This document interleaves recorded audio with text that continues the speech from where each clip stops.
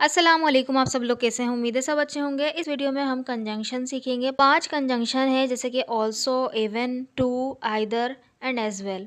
और मज़े की बात यह है कि इन पाँचों के ही मतलब भी आता है। उर्दू में भी का सेंस निकलता है, लेकिन इसको सेंटेंसेस में हम कहाँ यूज़ करेंगे, कौन से सेंटेंस में यूज़ करेंगे, किस सेंटेंस में नहीं यूज़ करेंगे, क्या मतलब इसका निकलेगा, मतलब सेंस क्या निकलेगा, मतलब तो वही भी होगा, सेंस थोड़ा इसका डिफरेंट होगा और पोजीशन भी डिफरेंट होंगी। जैसे कि कुछ जो है सेंटेंस के बीच में आएंगे, कुछ सेंटेंस के लास्ट में आएंगे, कुछ सेंटेंस से पहले आएंगे। सो इस तरह से हम इसको देखेंगे, इसकी पोजीशन भी देखेंगे, किस तरह से हम इसको करेक्टली यूज़ करते हैं। उससे पहले अगर आपने spoken English sentence structure book अभी तक बाय नहीं की है तो इस व्हाट्सएप नंबर पर मुझे कॉन्टेक्ट कर सकते हैं, मैं उसकी डिटेल बता दूँगी। So without any delay let's get started. जो फर्स्ट हमारा कंजंक्शन है वो है ऑल्सो। ऑल्सो का मतलब वही भी होगा। ये पॉजिटिव सेंटेंसेस में यूज़ होते हैं, ठीक है। यानी कि इसको नेगेटिव सेंटेंस में हम यूज़ नहीं करेंगे, इंटेरोगेटिव सेंटेंस में यूज़ नहीं करेंगे, सिर्फ पॉजिटिव सेंटेंस में जो कि हमारे सादा जुमले होते हैं उसमें यूज़ करेंगे। इसका जो स्ट्रक्चर होगा यानी इसकी पोजीशन होगी, ऑल्सो को हम लिखेंगे हेल्पिंग वर्ब के बाद और मेन वर्ब से पहले। जो भी सेंटेंस होगा उसका पहले सब्जेक्ट आएगा, उसके बाद अगर हेल्पिंग वर्ब होगा तो हेल्पिंग वर्ब के बाद ऑल्सो होगा और मेन वर्ब से पहले ऑल्सो होगा। कुछ सेंटेंसेस होते हैं जिसके अंदर हेल्पिंग वर्ब नहीं होता, तो वहाँ पर जो है सब्जेक्ट के फ़ौरन बाद यानी कि मेन वर्ब से पहले हमारा ऑल्सो आ जाएगा, ठीक है। So let's see with the help of sentences. First sentence is मैं भी जाऊँगी। अब देखें भी का सेंस ही आ रहा है, यानी मैं भी जाऊँगी, कोई और भी जा रहा है और मैं बोल रही हूँ कि मैं भी जाऊँगी, तो ये है फ्यूचर इंडेफिनिट का सेंटेंस। बोलूँगी आई विल ऑल्सो गो, ठीक है। आई और फ्यूचर इंडेफिनिट का जो हेल्पिंग वर्ब है वो है विल के बाद देखें ऑल्सो आया, फिर उसके बाद हमारा मेन वर्ब गो आ गया। आई विल ऑल्सो गो, मैं भी जाऊँगी। नेक्स्ट सेंटेंस, तुम भी अंग्रेजी बोल सकते हो। तुम भी अंग्रेजी बोल सकते हो, सकते या कैन वाला सेंटेंस है, भी का सेंस है। यहाँ पे हम बोलेंगे you can also speak English, you can also speak English. Next sentence is मैं भी बिरयानी खाना चाहती हूँ। I also want to eat biryani. अब देखें यहाँ पे आप बोलेंगे कि यहाँ पे तो हेल्पिंग वर्ब हमारा वॉन्ट टू है, लेकिन वॉन्ट टू हमारा हेल्पिंग वर्ब नहीं है। यहाँ पे जो वॉन्ट है ना एज मेन वर्ब काम कर रहा है, ठीक है।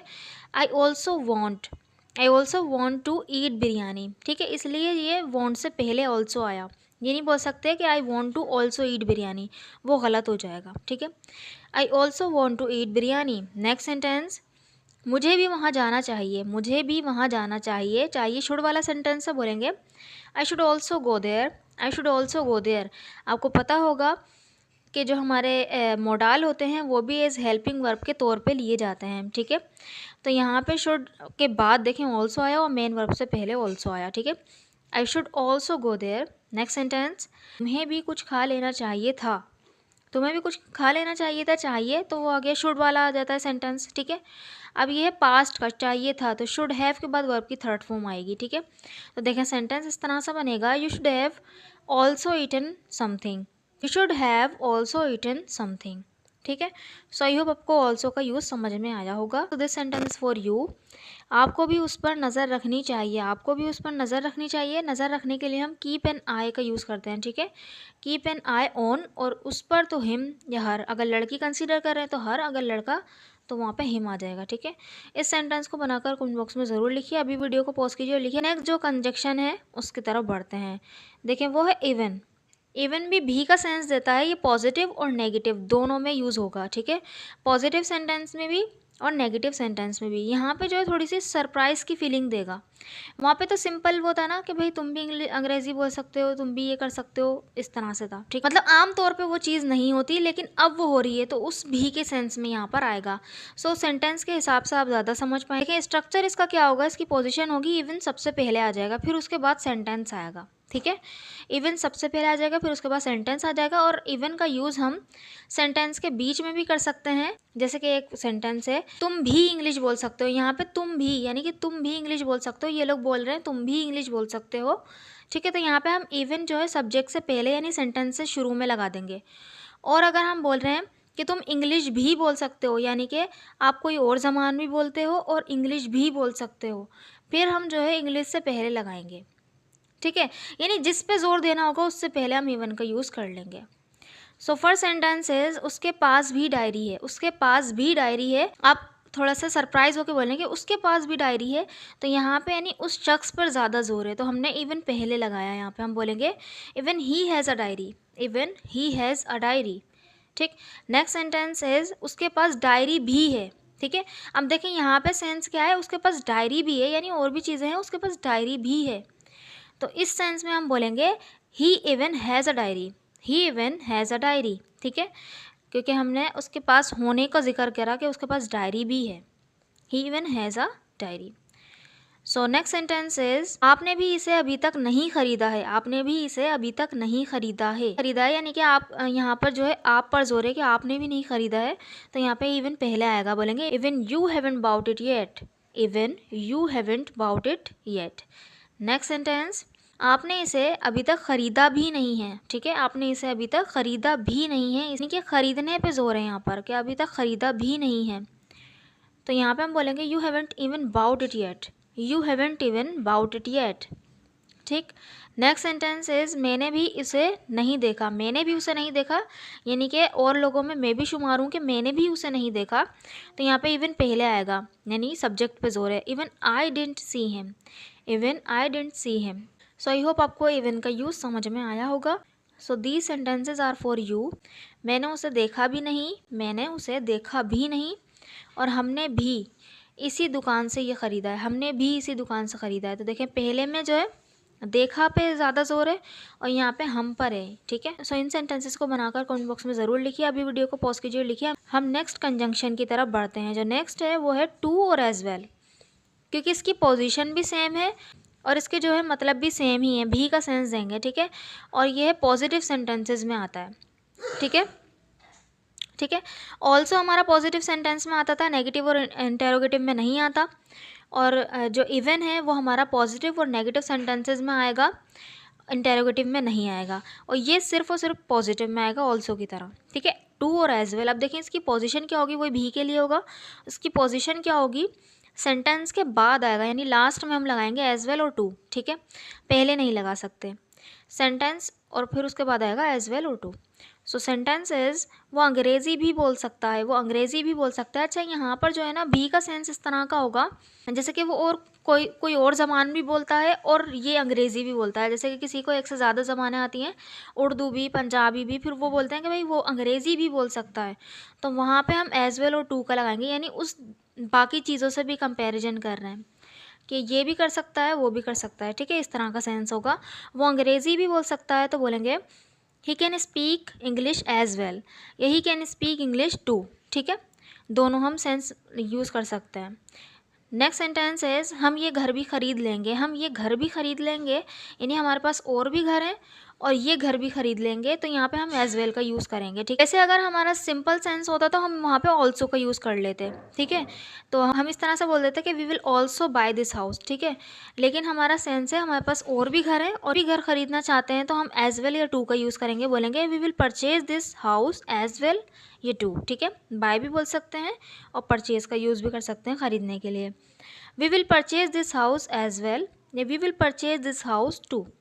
ठीक, नेक्स्ट सेंटेंस इज़ क्या आप बिरयानी और सलाद भी लेना पसंद करेंगे, क्या आप बिरयानी और सलाद भी लेना पसंद करेंगे, तो पसंद करेंगे वुड यू लाइक टू का है सेंटेंस, बोलेंगे would you like to have biryani and salad as well, यानी कि बिरयानी के साथ साथ आप सैलड भी लेना पसंद करेंगे, तो यहाँ पे एज वेल या टू का यूज़ करेंगे। ठीक है, would you like to have biryani and salad as well, या would you like to have biryani and salad too. ठीक है, नेक्स्ट सेंटेंस इज मैं ये मूवी भी देख चुकी हूँ, मैं ये मूवी भी देख चुकी हूँ, यानी कि मैंने और भी मूवी देखी है। उसने पहले मुझे दिखाया कि वह ये वाली मूवी देखे, तो हमने बोला नहीं मैं ये भी देख चुकी हूँ, आप बोल रहे हैं कि मैं ये भी देख चुकी हूँ, तो यहाँ पे हम एज वेल का यूज़ करेंगे, यानी दूसरी भी मैंने उसको बताया कि हाँ ये भी देख चुकी हूँ, ये भी देख चुकी हूँ। ठीक है, वहाँ पर तो हम ये बोलेंगे कि I have watch this movie as well, I have watch this movie too. ठीक है, दोनों तरह से बोल सकते हैं। सो आई होप आपको ये यूज़ भी समझ में आया होगा। So this sentence is for you, हमने ये भी सीख लिया है, यानी आपने और भी चीज़ें सीखी हैं और ये भी सीख लिया है, हमने ये भी सीख लिया है। इस सेंटेंस को बनाकर कमेंट बॉक्स में ज़रूर लिखिएगा।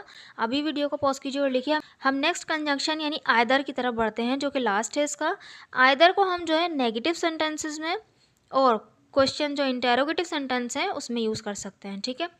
अब देखें यहाँ पर जो क्वेश्चन सेंटेंसेस हैं इंटेरोगेटिव सिर्फ और सिर्फ आइदर का यूज़ कर सकते हैं भी के लिए। इसका स्ट्रक्चर क्या होगा यानी पोजीशन क्या होगी आइदर की, आइदर सबसे लास्ट में आएगा यानी सेंटेंस आएगा कंप्लीट, उसके बाद आइदर आएगा, ठीक है। सो सेंटेंस इज वो भी बुरी नहीं है, वो भी बुरी नहीं है, सिंपल इसका सेंस है, ठीक है। वो भी बुरी नहीं है तो हम बोलेंगे she is not bad either, she is not bad either. Next sentence, मैंने भी ये नहीं कहा है। सो सेंटेंस बनेगा I haven't said this either, I haven't said this either, ठीक है। नेक्स्ट सेंटेंस इज क्या आपने भी किताब खरीद ली, क्या आपने भी किताब खरीद ली, ठीक है। तो बनेगा did you by the book either, did you by the book either. देखिए क्वेश्चन में क्वेश्चन सेंटेंस में यूज़ हो गया ये। नेक्स्ट सेंटेंस, क्या तुम भी इसके साथ जा रही हो, क्या तुम भी इसके साथ जा रही हो। तो बोलेंगे are you going with him either, are you going with him either. Next sentence, वो भी भिंडी नहीं खाता, वो भी भिंडी नहीं खाता। सेंटेंस बनेगा ही डजेंट ईट ओकरा आइदर, ही डजेंट ईट ओकरा आइदर। सो आई होप आपको ये यूज़ भी समझ में आया होगा। So the sentences are for you. वो भी नहीं जा रहा है, वो भी नहीं जा रहा है, क्या तुम भी उसे मना सकते हो, क्या तुम भी उसे मना सकते हो। दोनों में आइदर का यूज़ होगा, एक नेगेटिव है और एक सवालिया जुमला है, ठीक है। सो इन सेंटेंसेस को बनाकर कमेंट बॉक्स में ज़रूर लिखिए। अभी वीडियो को पॉज कीजिए और लिखिए। देखिए सारे सेंटेंसेस लिखा करें, ठीक है, प्रैक्टिस भी ज़रूरी होती है।